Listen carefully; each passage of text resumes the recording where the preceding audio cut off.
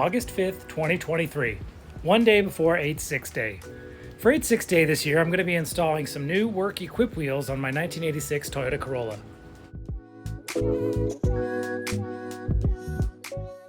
The current wheel set on the car is a 14-inch Longchamp.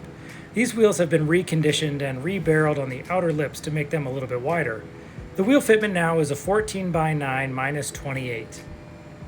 The new wheel set is the same fitment on the front wheels, but I decided to go a little bit wider on the back. The back wheel fitment is now a 14x10 minus 16.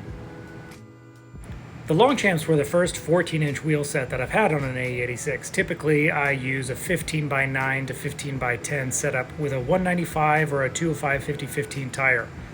But with these 14x10s, fitting this 185 50/14 turned out to be a little bit of work. If you stick around until the very end of the video, there's a little bit of a bloopers section showing all of the failed attempts at trying to get these tires to seat on the 14x10s. But in the meantime, this is how I got the last one to seat up. I used some tie straps around the side after manually seating the top bead, flipping the wheel upside down, and then using a little bit of brake cleaner and a flame to seat the bead on the bottom. There are a lot of misconceptions about stretching tires and the dangers of doing it.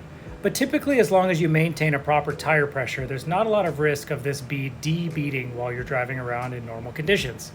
Of course, if you go off a track or you do something that puts an impact on the sidewall of the tire, then you are risking that happening.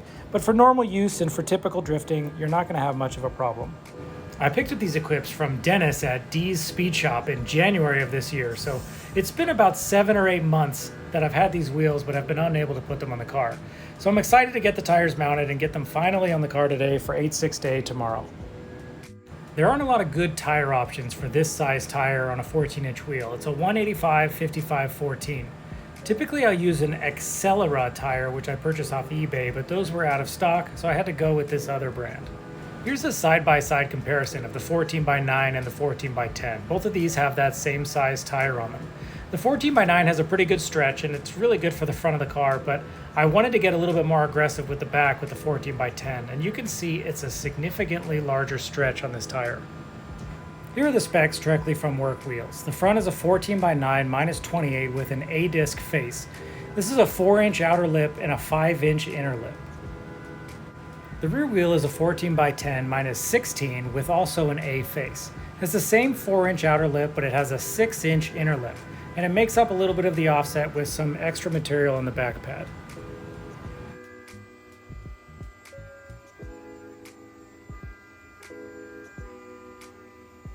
Let's start by removing the front Longchamps and get a look and see what makes these two wheels different from each other. They're the same fitment, the same offset, but there are some differences when fitting them onto your AE86.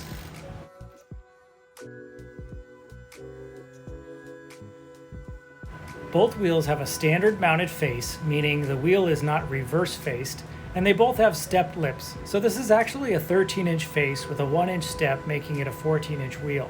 Since the tire size is the same on the Longchamp and the Equip, the profile of the tire and the fitment of the tire is about the same. Now let's flip the wheels over and see what the back sides look like. The Longchamp wheel has a different mounting face than the Work Equip. If you look in here, the Work Equip has quite a bit more clearance for brake calipers than the Longchamp does. So if you're using larger brakes on your AE86, it's something to think about. These Equips are going to work great even if I do a brake upgrade. Over the last couple of years, I've gotten quite a few questions about what sort of suspension and brakes I use on my car. I use a standard front brake rotor with new coil bearings and a Project Mu D1 brake pad. The lower control arms and tension rods are Techno Toy tuning, and the coilovers are Parts Shop Max.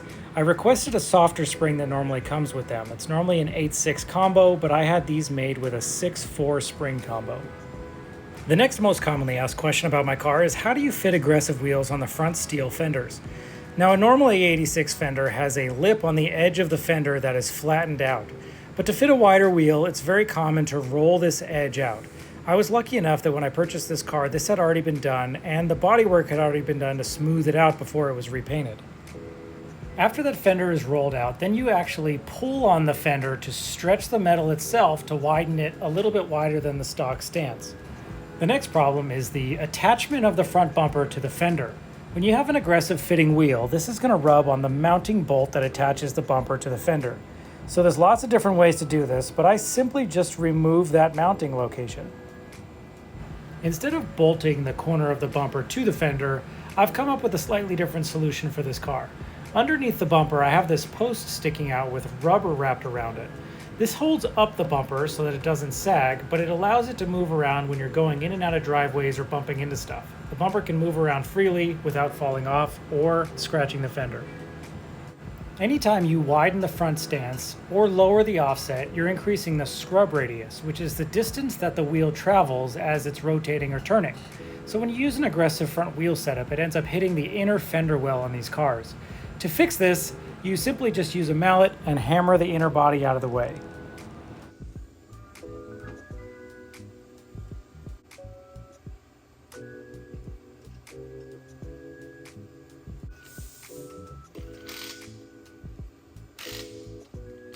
Like I mentioned earlier, the wheel fitment is the same on this equip as the Longchamp, so lowering the car back down, I knew everything was going to be the same as it was before. I've been really happy with this ride height and stance of the car where it is. Right now, there's no rubbing at all when I'm driving around normally or even when I'm drifting. So one thing that I haven't liked about the 14x9 with the 185/55 on the back previously is that I think the tire didn't have enough stretch to have the wheel fit with the outside edge of the fender without the tire rubbing significantly. So I've had wheel spacers on here spacing the wheel out to look as aggressive as possible. While this has pushed the outside of the wheel out against the fender flare where I like it, the tire is still sticking out a little bit too far and is a little bit too close to the flare. The new wider wheel will actually move inward towards the center of the vehicle, the tire's center line, but the outside lip of the wheel will still be in the same position with the fender flare. This will allow me to have the aggressive look of the wheel sticking out, but also give me some more clearance so the tire doesn't rub. Here's a comparison of the 9-inch wide rear wheel to the new 10-inch wide rear wheel. You can see the contact patch of the tire is about the same, but the lip of the wheel is protruding much more from the tire's center line. This is what I was talking about, how I'm going to be able to get the rim of the wheel to be up against the fender flare, but move the tire inward so that it has more clearance and less rubbing. Since I explained the suspension setup on the front of the car, let me just go ahead and do a quick overview of what I've got going in the back now. I also have Project Mu brake pads and slotted rotors, the 20mm Part Shop Max wheel spacer, JSP upper and lower links, the JSP traction brackets, and the Part Shop Max rear coilovers with the 4 kg spring. Since it's not really possible to pull out the rear quarter panel on an AE86 as much as the stock front steel fenders can be pulled out, I've just used a fiberglass fender flare from Fine Line Tuning.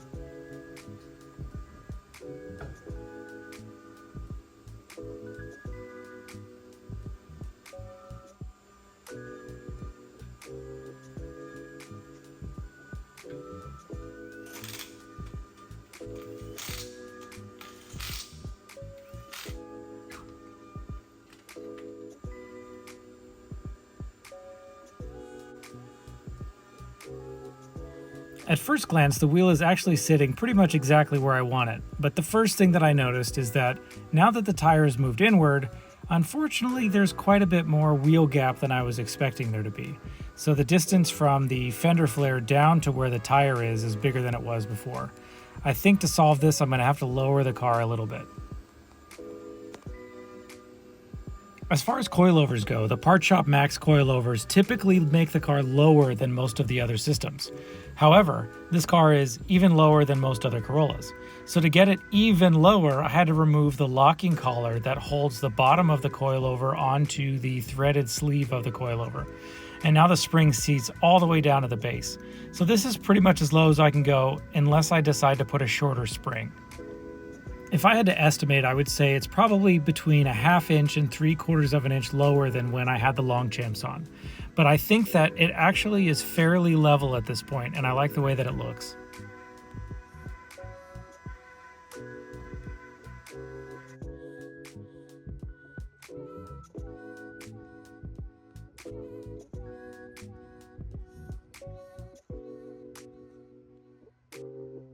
I haven't driven this car in a couple of months because it's mainly just used for new product development and having some fun on the weekends.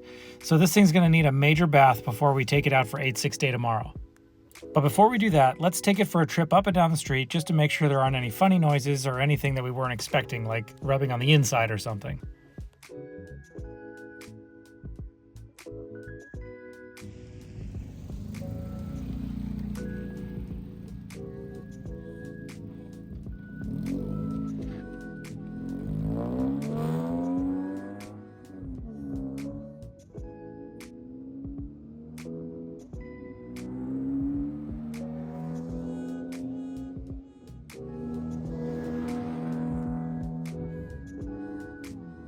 After a couple of trips up and down the street, it's pretty clear that this is actually a much better setup than what we had before. There's a cul-de-sac at the bottom of the street that I was able to do some hard turns in and some figure eights, and there's much less clearance problems than with the 9-inch wide wheel. I'm actually really happy with how it's driving now. So time for a bath and off to 86 day. In the meanwhile, here's all those bloopers that I promised you of me trying to seat the bead on the 10-inch wide wheels.